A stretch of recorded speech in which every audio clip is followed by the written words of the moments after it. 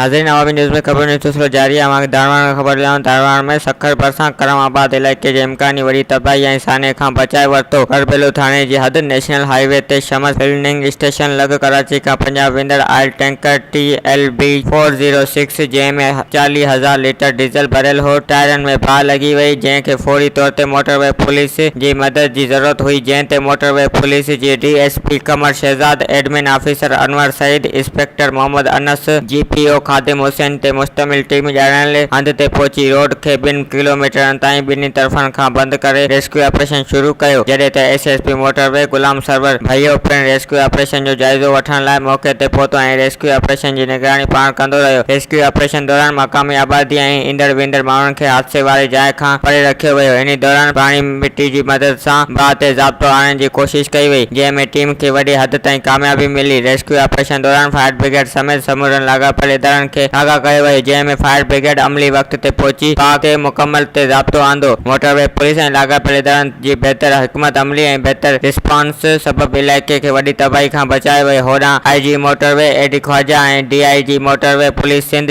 Mohammad Saleem, SSP motorway Ghulam Sarwar भइयो ऐं rescue operation में हिसो वठंदड़ मोटरवे पुलिस टीम जी कामयाब इमदादी कार्रवाई ते संदसि कारकर्दगी खे साराहींदे शाबाशी जो पैगाम ॾिनो आहे। होॾां मुतासिर ऑयल टैंकर खे वधीक कार्रवाई लाइ बबरलो थाणे जी पुलिस हवाले कयो वियो आहे। वधीक ख़बरनि ऐं तफ़सील लाइ विज़िट कयो अवामी news Facebook page, YouTube page ऐं अवामी न्यूज़ वेबसाइट।